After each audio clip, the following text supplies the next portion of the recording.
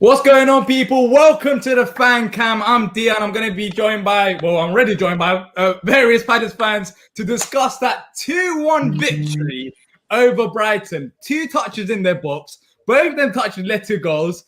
Benteke, last second goal, away from home. JP's debut goal. What a game, man. I don't know where to start. I thought, you know what? I'll have everyone on at the same time, because this is like a different occasion. But thanks for joining me, guys. I'll start with you, Chris. 2-1 win. But come on, did we? We didn't deserve it. But you'll take it. Yeah, no, for real.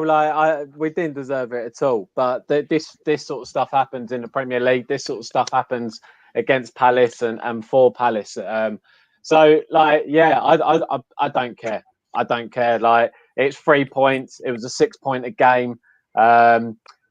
Defensively, we were sound. I'm just buzzing, man. I'm buzzing. Did not deserve that at all. Yeah. Adrian, you're shaking your head as well.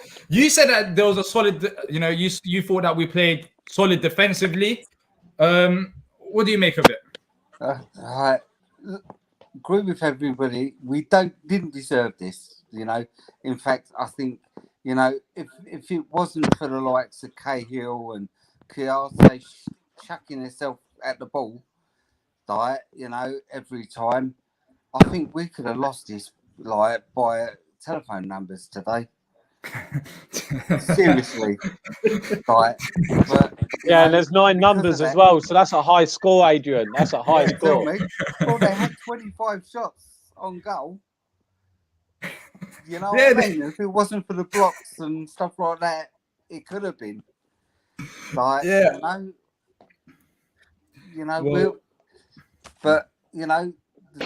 think that was a tactic? Resilience today. That what? Come on, give Roy some credit. Like, he knew they were terrible at shooting. He knew they've got like SE of 400,000 every week and at most score 1 goal. Give the guy some credit. He went out. We got a very big. We let them shoot. We just let them shoot as much as they like, edge of the box, no problems. Yeah. And then 2 shots, 2 goals. He got it. Yeah. He got it on. Well, look, Pat. What? How did you see the game? We won it. We started the show late because we all had to calm down. Especially me. I just lost my mind after that Benteke goal. Did you think it was more of a tactical? Do you think Roy got it right tactically today? Because personally, I don't think so. I think it's paper over cracks. But it's paper over cracks on a different level. I mean, if you think playing Eze as a deep-lying central midfielder is good tactics, then I don't know what to say.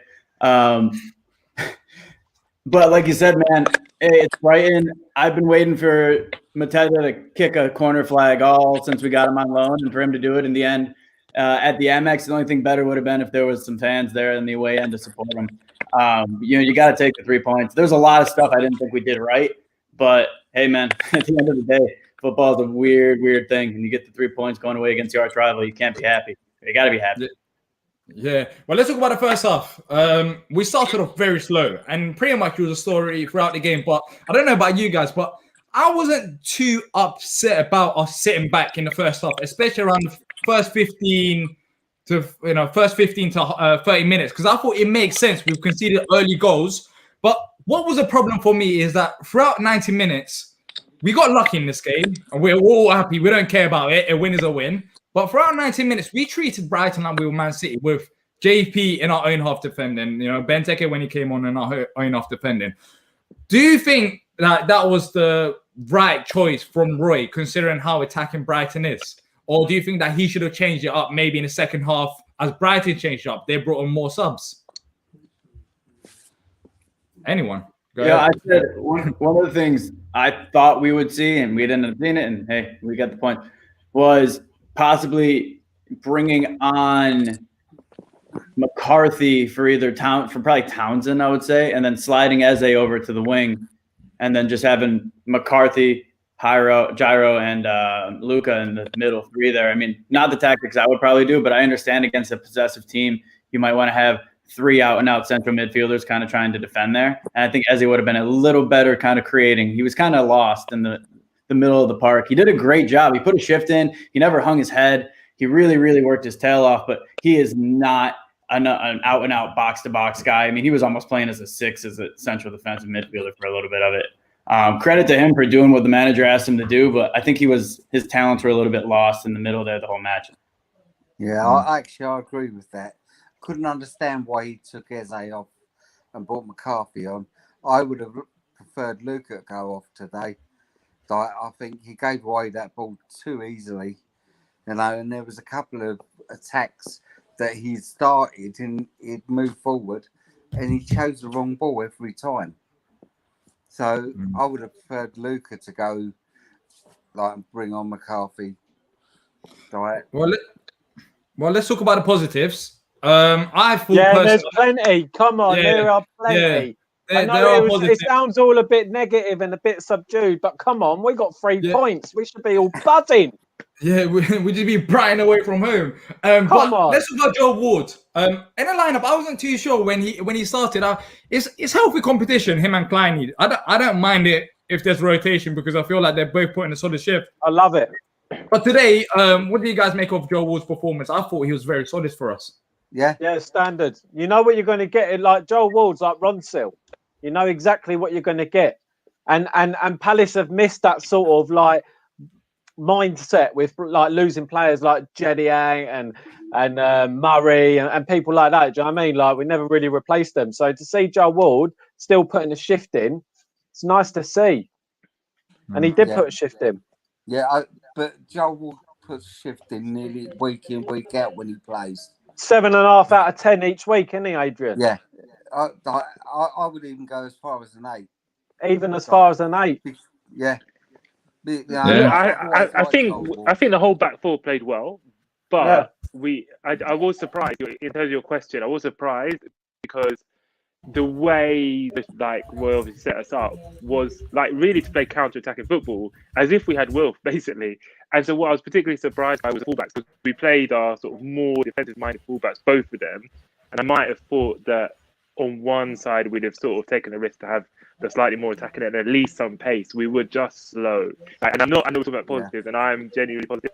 I think that was like just every single player like put themselves on the line and did lots of stuff to just get us somehow a win that we didn't really deserve. But I was surprised by the lineup, just not to have this sort of one of the pace. I know PV hasn't really been playing that well. I think Klein's played pretty well, just in terms of the balance of the team.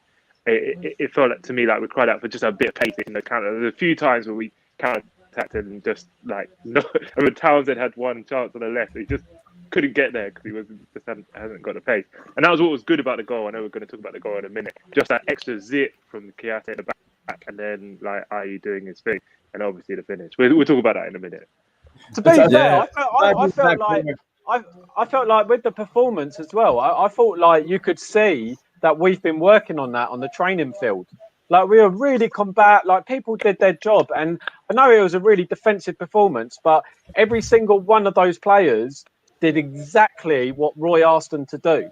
And I think that's the positives that we need to look at. Like someone like Jordan Ayew, who gets slagged most weeks, the geezer put a shift in. And that's not his preferred position either. You know what I'm saying? No, he's man of the match performance. He actually got man of the match. Yeah. I don't think there's any question. JP too, man. JP just having someone, especially when Wilf's not playing, having someone that can create something like that out of nothing is huge. And I think that's really the thing you miss when Wilf's not playing. And for him to be able to just, I mean, that goal was incredible and he really had no right to score it. For someone to be able to do that, it's just, it really takes the burden off Wilf's shoulders. And I'm really excited to see those two playing at full strength together. Yeah, can I say one thing more about the goal though? Brilliant finish. And like, you're right, unbelievable, like double nutmeg, backheeled, a lot of it, everything. Good strength as well to get it. But I think like we should give a bit of credit to Kiate and Ayew for it as well. In particular, Kiate. I know everyone's giving Ayew a lot of credit, and rightly so. But like that pass was incredible from centre back, and like the whip, the curl was like perfect to precision. And so every bit of that goal was just perfect. And it like we're talking about the finish, and everyone focused on the finish. But like we should say everyone played their part in that. Like, that was just quality football. That finish to score a goal like that for your first Palace goal away from him against Brighton It was different. It was different level, and we even that goal. That was our first touch, of course, in the box, and then nice finish. And then we go into half time, and then Brighton bring on Danny Welbeck, and I feel like that's where the game slightly changed for Brighton. They didn't have any shots on target in the first half, but they went more and more attacking, and we didn't kind of react to that, and that was the most frustrating thing about it. But there was a comment from someone who I'll just bring up from James, who said, "But all said, did our keeper have to make a save? 3 blocks, but nothing major." Precisely, I agree. Yeah, that it was. Yeah, that's an accurate comment from James as well. But in the second half, it did change though, Chris. They did have more shots. But you know they had more shots. But to be honest, right, apart from maybe one chance, I think it was like Trossard or something like that. None of their efforts I really felt like threatened by, and I think like. You know, we talk about the stats on the game, like the commentators were quick to pick up on the stats, like Brighton had this amount of efforts and everything like that. But remember, we've always got that stigma about Wilfried Zaha not playing with us. We always have that stat hanging over our head. So, you know what? 2 fingers to the stats. I'm happy we got the 3 points. Rock on. No doubt. Yeah. All right. That's good. That clicked it. You go on, Adrian. Yeah, I just think that's it. Now we've just got to build on what we've got today. You know, it doesn't matter how we win, as long as we win. You know, and I think, you know, one thing I thought was worth. Sorry, Adrian, you finish. Go on. No, go on. So one thing I think is worth saying just about the in comparison to some of our other performances as well. And I think someone said it a bit earlier. I think maybe Chris, this was the first game in a while that we've had a whole chunk of time between the last game and this game. And I think this season's weird and everything's weird. But one of the weird things is how compressed it is. And obviously the fans thing also penalises us slightly more than other clubs. But I do wonder with our sort of heavily structured defensive shape, whether that's something that's really affected us more than other teams. Our defense has been terrible in terms of goals conceded this year compared to how we kind of expect a Palace team to be, especially a Palace team under Roy. And I just wonder if that's been I definitely haven't really thought about that before. How we just haven't had as much time as we might normally have to, work on a training ground, focus on shape, all that kind of stuff. And we have integrated a few new players, maybe not as many as we'd like, but. That's also I think you're right. I think you're right, John, because our squad's limited enough, and when you've got a coach and when you've got a manager like Roy and Ray, they like to have time with the players. You know what I'm saying? Especially with the England squads and things like that, they like to have time. And where we're stretched, having 3 games in a week or whatnot, that don't suit Palace. Unfortunately, we are really to the limits. That's why you're not seeing youngsters coming off the bench. We just haven't got them there. But who's that down to? Isn't that down to Roy? Because Roy spoke about this, Chris, and he basically suggested that there's no point in bringing these youngsters because he's not going to play them. So I agree. You might as well send them out League 1, League 2, wherever. Get some men's football. Men's football is so much different to the under 23s and under 18s, and that's why we're seeing someone and there's a question mark over his talent at the minute because we don't know too much. But someone like Scott Banks. That's why he's gone to the Scottish Prem or League or Scottish Division 1 or whatnot to play men's football. Get an elbow in the ribs, have a little bit, a little crunch in the balls and whatnot. Get a man, and you won't get that in under 23s and under 18s. And a lot of our players that were supposed to be good, realistically, other than Wilf, Klein, Victor Moses and whatnot, no one's really made the cut. We've had all these promising players. Where are they now? So I feel like, it's keep the 23, the 22 players that we've got. No need to get the youngsters in there because they're not going to play, and I don't think it's going to benefit them. Don't you think it might end up being a self-fulfilling prophecy in a sense, though, Chris? So it's this never-ending cycle of we have a lot of injuries because we play everybody so often because we don't have anyone else to play. We overplay them and we get injuries, and then it just starts over and over and over again. I mean, we obviously have a very old roster age, right? And I agree with a lot of the things. Roy goes to what he knows, right? He goes to the players he understands are going to do a shift. You're Joel Ward. He might not give you a 9 out of 10, but he's probably not going to give you a 6, right? So it becomes maybe we're overrunning these players a little bit. Maybe if he did give these younger guys a little bit of a run in every now and then we'd save some legs. We'd have a little less fatigue, a little less soft tissue, less knocks. I mean, I do agree with the loaning guys out though. Like I'm very, I guess, tongue in cheekily at this point because he's not really doing much. A Naya Kirby enthusiast, and he's at Tranmere right now, and he's getting like he's getting kicked out of the park every time he gets on the pitch because he's lightweight. He's not used to playing League Two football. But I think it's going to toughen him up playing in the long run, you know. So whether or not we can get some of these good guys over, like Boateng, we're short midfielders. Malachi Boateng mix, you know. Why not bring Jay Rich? I'm not even going to try and say his last name. The big center half we have. Why not try and bring him to see what he can do? If not, send him on loan somewhere and toughen him up. But I do think that his reluctance to play some of these guys forces our older guys to play more and gives us more injuries. Yeah, no, I agree. I definitely feel like someone like Riederwald, like it was clear to see like 6 to 8 games ago, like every time he's playing MacArthur and whatnot, someone like Riederwald, it's like, come on. But certainly some of the youngsters, 20 years old and whatnot, yeah, no. Like even when we had Max Meyer, you know, Max Meyer should have really been given more of a run out. Let's be honest, guys. Like, you know, he was a first team player. He's at a men's age. Like, come on, like, show us what you're getting. Yeah, I think there's certain players who deserve more chances, but it's really down to who Roy trusts. He clearly I don't think he's on the same page as us as a club in terms of we're focused on Cat 1 football, we're focused on academy, we want to develop these academy players. Roy's not on that stage, and I think the club do know that. But the only thing is, they're happy with Roy as it is because it will keep us up. And I think financially, the club. Yeah, financially, that's what they care about the most. And business-wise, you can understand it, but there's also that risk that if we did go ahead and draw this game and lose against Fulham, then we've all said it here where we've pretty much been comfortable, but we could have been in trouble.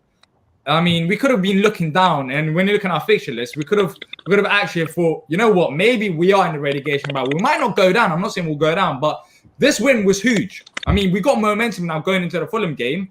Let's talk about before we talk about that game, let's talk about Christian Benteke's goal. That run from Andros Townsend down the left-hand side. What did you guys think of Andros playing down that side? He hasn't played there much under Roy Hodgson. He's played there under other managers, but under Roy, he's always been down the right and in cutting in. What did you make of that decision?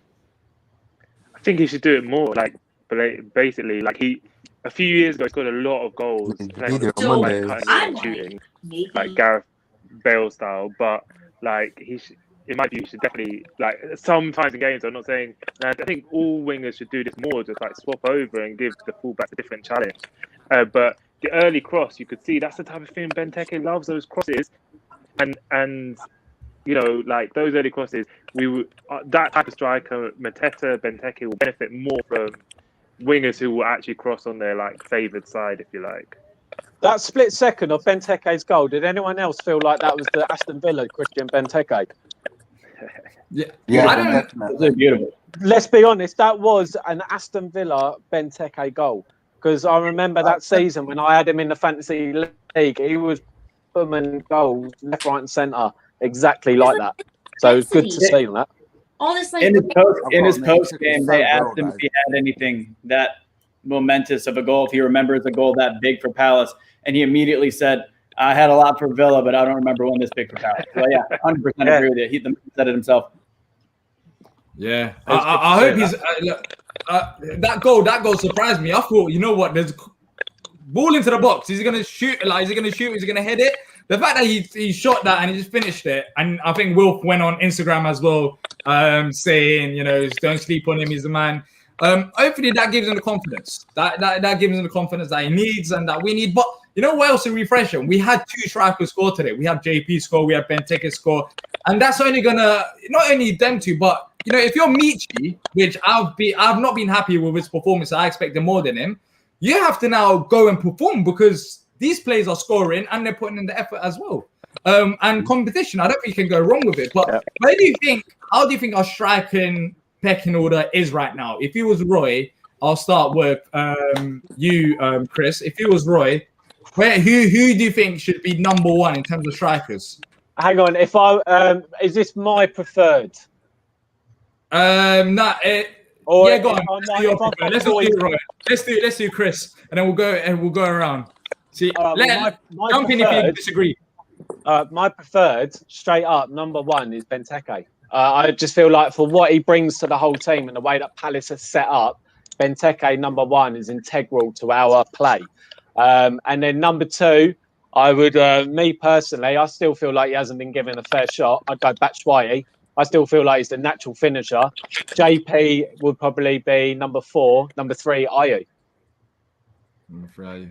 Any agreements, disagreements? I think first of all we need to clarify, like, is Will a striker? My question. Is Ayew a striker? Because I don't even know, like, including them. That's true. But That's true. I left Will out. He's a striker, isn't he? You're getting carried away too much. Jeez, I know we won the game, but he saved us so many times. You just left him completely out of the squad. He's been a striker this season. Was he like but I guess choice? yeah, we're sixth choice now because we won this game. I think if we were going two up top, my preferred choice would be Benteke and Wilf up top together. That would be my front two. I would agree with that for the time being. If JP continues to show that maybe he deserves to jump in front, Yeah. I would throw him and Wilf. But if we're gonna go a single high, like a 4-2-3-1, I would put Ezzy in the hole behind the stretch, probably Benteke for now, and put Wilf and Ayew around him. Yeah, I agree. All right, we come to agreement. John says, JP, not this John, not each John. There's a John in the chat, just in case. JP, Michi Batshuayi, Benteke hasn't done enough. I don't know if that's a troll. I mean, well, you can argue that, but I wouldn't say JP's included in that. I mean, he just joined the club and he's played how many games? So It's can raw. you really blame It's him? raw. JP's raw still. Like, don't get us right. Like today, that goal was magical. Yeah, but Ayew scored a similar sort of goal against West Ham last year, which was magical. So let's not get carried away. But I do feel like, yeah, today was a massive tick for his name. So we're joined by Stan here, and T will be ready to talk soon as well. Stan, 2-1 Yes, victory bro. at Brighton. You was not happy going into this game. You were saying 3-4-0 Brighton. They did have the chances, but we got the win at the end. Mate, How you feeling? don't matter, bro. Don't matter if you get a chance. You got to win the game, mate. We won it. Don't matter. Lewis Dunk, bro. You need to call the police. You need a crime reference number, bro. You got robbed, mate. Well, not only Lewis Dunk, Brighton got robbed. But All of geez, them. what do you make? All of What them. do you make of that performance? All of that shit club got robbed, mate. What do you make of that performance? To be honest, they weren't great, but I don't really care because I just want to beat them. When it comes to a derby, I just want to win. Do you know what I mean? Or El Gatwick, as we call it. El Gatwick. I think Cahill was very, very good. I think, what else can I say? I think, I don't know, Ayew, did well. I thought the 2 goals were all right. I think it was a brilliant finish from Tekers at the end. I thought we were, I don't know if we were good value for the win, but we won, so who cares? Exactly. T's here as well. T, ready to talk about that win? Man, I'll take it. 3 points, man.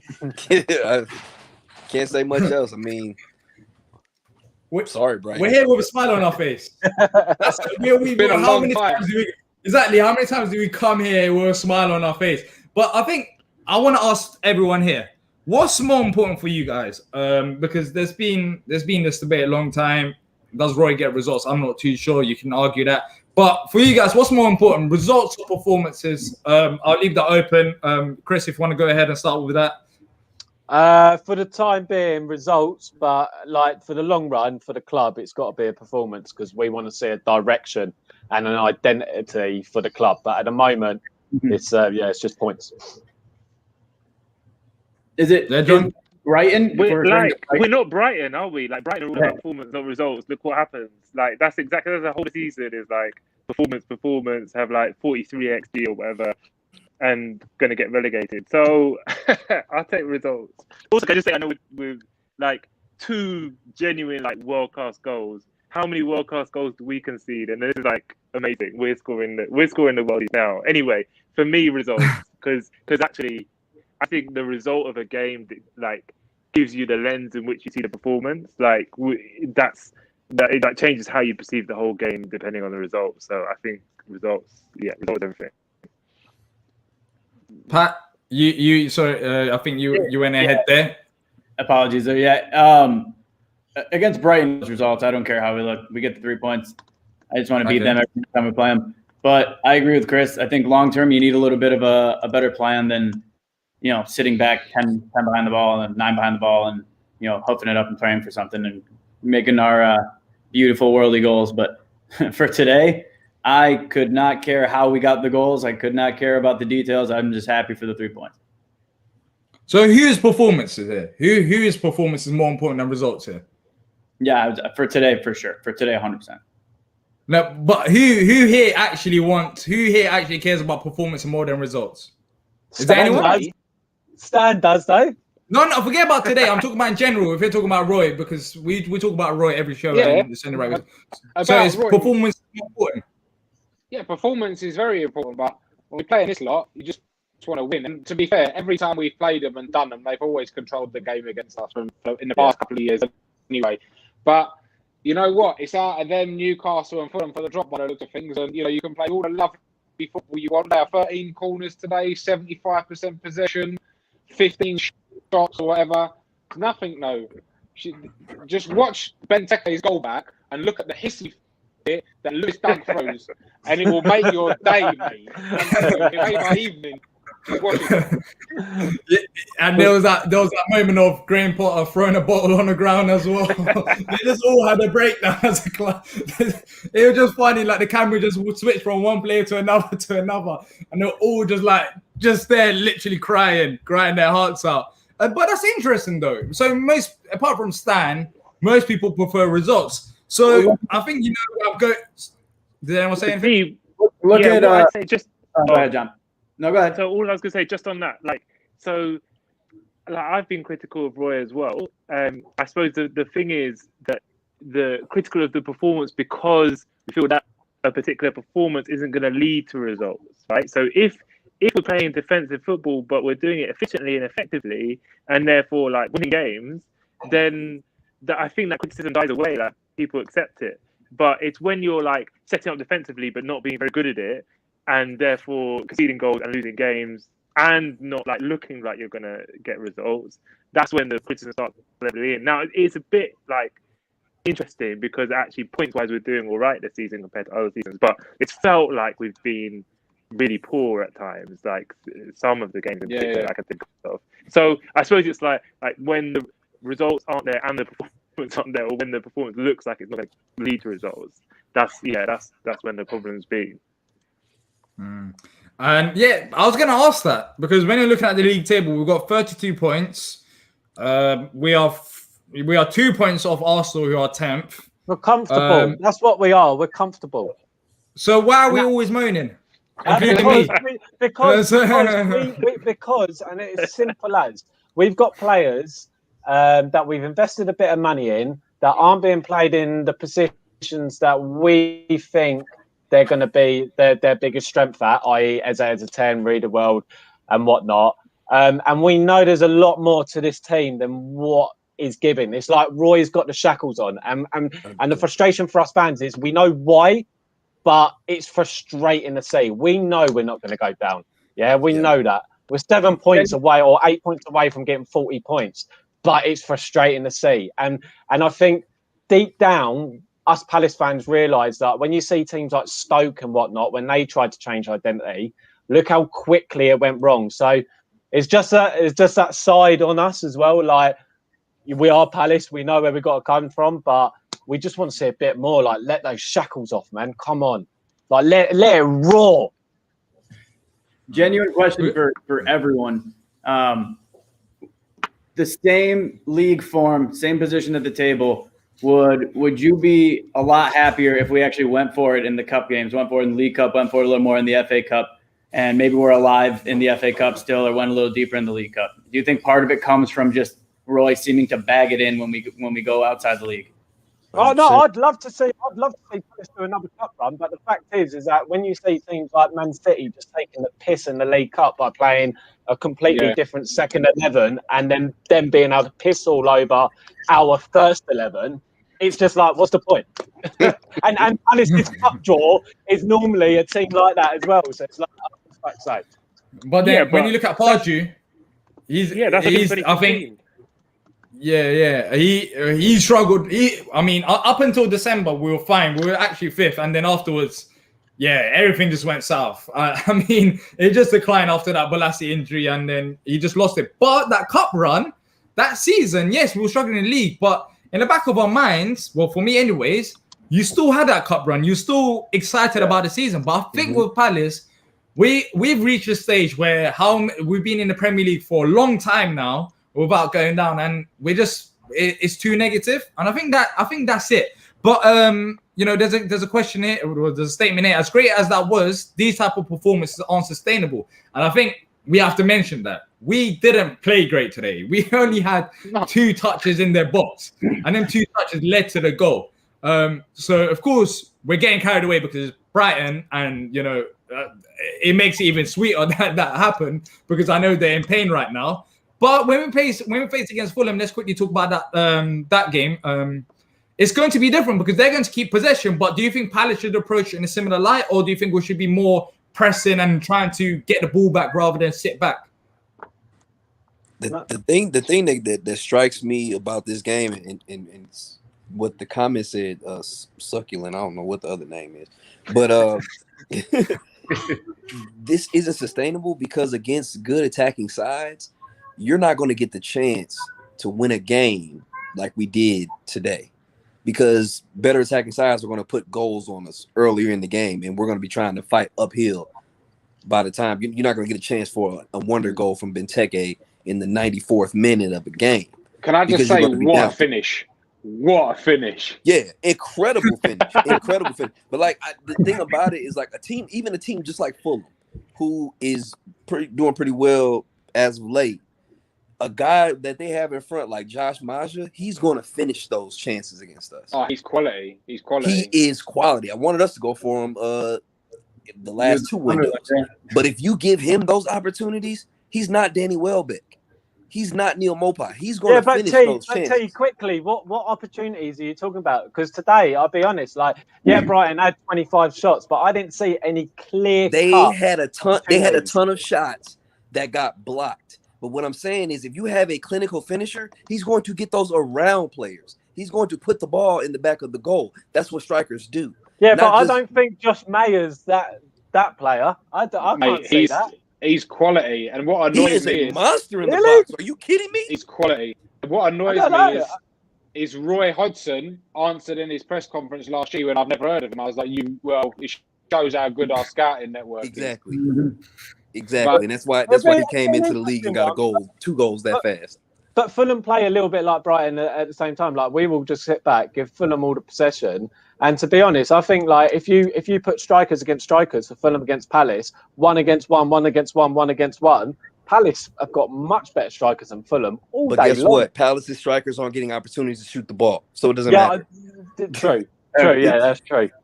But I think Fulham and Brighton are the kind of the answers to why you wouldn't really want performance over results. I mean, both those teams are great, play attractive, expansive football. Fulham's been up and down between the top 2 levels for the last couple of years. Brighton is absolute. Oh, the cat's making the cameo. Brighton's absolute XG darlings. They're in the Champions League in the XG table. They're sitting 4th. At the end of the day, they're not getting the results because you give them that much possession. They're like a dog chasing their tail. They're not going to know what to do if they end up catching their tail. They can't score goals. We're getting the results. So at the end of the day, I'd like to be Palace despite all of this. I'd like to be more maybe Southampton up there, maybe more Villa the way they're playing. But I'd take being Palace over those 2 squads any day. But I mean, it's kind of like what Chris said, though. Player. Yeah, but it's kind of like what Chris said, though. Does shots necessarily equal performance? Yeah. I could take 30 shots in a game, and none of them actually be quality looks on goal, quality shots. And that's not going to necessarily say my team performed well because we had 30 shots. Yeah, you'd be more pissed off with a striker missing 20. If a striker's hitting, having 20 shots in the game and going left, high, right, that whatever, you're thinking sell him. That's Yeah, not that's not a good performance. That's It's just not a good trying to performance. win with quantity over quality. Exactly, where it's like if you can get inside the mindset of a footballer to be actually like, you know what, like all it takes is that one opportunity. You get that one opportunity, that's going in the back of the net. That's when the psychological part of the game comes into fold, and it's like that's why a lot of players, you know, they talk about Roy. They talk about Roy and Ray's methods, and for us on the outside, we're like, nah, it seems outdated. But there's something happening. You know, there's a lot of it is respect there. outdated. Come on now. No, No, it's but outdated, well, mate. It's one mad thing I did outdated. want to say, one thing I did want to say is quickly. I don't know if anyone saw this stat yet, but there's a stat of like the 20 Premier League teams with the most points, and since the Premier League started, and Palace were 18th, right? We were 18th, and do you know what types of teams that were well above us? Blackburn Rovers, West Ham United, Southampton, Aston Villa, and each week, who do we want to compare ourselves against? Aston Villa, Southampton, and we're like, we're not there yet. We are nowhere near there yet. But you know what? Why are we not there? They came up after us, and they're better than us. Leicester is. Dan, you can go years. I know, bro. But you can go through years of really bad decision making for the club. You know, admin twice and whatnot. We nearly lost the club. You know, Mark Goldberg, Simon Jordan. We've had so many rogue things around the club. These clubs never had it. Villa were always an established football club. Southampton they had Randy Lerner in charge. You nearly ran them. Yeah. They went through a bad spot, but before then, they've got history with the club. You look at Palace, and it's like we want to see them win a trophy, but we've got no history, unfortunately, for the club. And we can bang our drum about winning the playoffs and whatnot, but to other fans, that means fuck all. They're like, nah, we won the UEFA Super League in the '80s and whatnot. We ain't won that. Yeah, I get that. You know what I mean? Like, it's hard. I just think it's tough. Right there is the reason why we should be competing for cups, because we haven't won anything. Yeah. Do you know what that would mean to us? Man. To win the FA Cup? It. Like, do you know what that would mean for our club, for our fans? That's why I don't understand why we don't compete for it. But no, honestly, we got played off the park by Burnley last week, Leeds the week before. It's just frustrating. And to be honest, like you said today, like they always come at us. And I was even saying that who's your man for them? The tall, lanky fella, Dan Burn. I thought he was. Dan Burn. That should be a crime. The way he pushes forwards, like, he's a good player though. Yeah, they picked him up for nothing really from Bristol City. Like, I don't want any of their players in our team. Do you know what I mean? Once you're Brighton scum, you're always Brighton scum. Do you know what I mean? And, what, Glenn Murray? Yeah. Glenn Murray. Stand in, mate. You became Watford scum for a while there. Yeah. But apart from Murray, I agree. He came in and did a solid job for us. But look, against the Fulham game, I feel like this was paper over cracks. We do need to make sure we're more. We defended solid as a team, but there were chances where on another day or with another team, they had them moments. They had so much time on the ball where if they picked out that one pass or if they had that one touch, then we did ifs and buts. But I'm saying against Fulham, let's say they are on their day, then they would have had more opportunities in the second half. So I don't think we should hide over that. But I agree. Cup run is the most realistic thing for us as a Palace fan. I think what is annoying is that in the cup games under Roy, yet again we struggle to have shots on target. We haven't even got in a position where we're in a cup run. It's annoying because if we had that cup run, then maybe we wouldn't be complaining as much week in week out, saying, this is boring, results ain't there. But we haven't had that, and I think that plays a massive part as well. But Zenit Data Cup, that's a quality trophy. We've got that many people.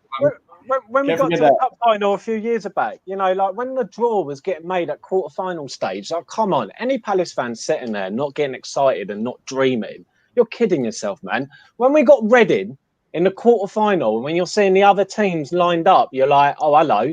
And then we got Watford in the semis. Come on. Like, you know what I mean? Like all these, like the stars were aligning. It was brilliant. And the buzz was there for us fans, even though the performance in the league wasn't great. But you're right. Under Roy, there's just nothing in the cup game. Nothing at all. Yeah, I don't want to win completely any agree. other It's why Connor Wickham's still at the club, isn't it? Just because of that semi-final goal. That one goal. I don't want to Man's win any just other stealing a trophy. living. My God. No, but I feel like with Connor Wickham, there's more to it though. He Yeah. had personal problems, and the club helped them out, and I respect that. But there's only so much you can help out until you know. Could you, Yeah, I could you, think could you also as well- imagine getting paid $60,000 a week at your job and just not showing up for work? Yeah, yeah. It's No, it's hard. He was. Like, I think. come on. Yeah. He had potential. I feel like if he stayed injury free, which never, but if he stayed injury free, I liked it when he. For some reason, I always remember him and Christian Benteke playing on the same side, and Connor Wickham was like a left midfielder, left wing. It was weird, but it worked. It was exciting. But he just never. Yeah, I'm with you on that. Wickham, unfortunately just wasn't right with Wickham with the injuries. But I thought like there was something about him. There's something in him. Connor Wickham's been working virtually all season. Yeah, Working from home. yeah. That's so harsh, man. but all right, let's get your score predictions before we end this. We've been here for a while.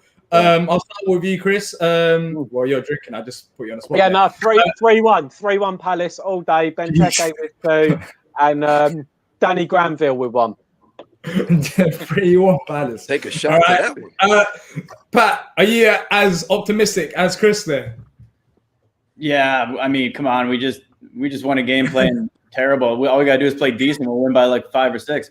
Well, I'll go same score, 2-1 Palace. Let's say JP is gonna stay hot. I'm gonna give IU 1, and I'll say Maja gets it in for Fulham just to kind of make us feel like, man, we should have bought this kid. Yeah. John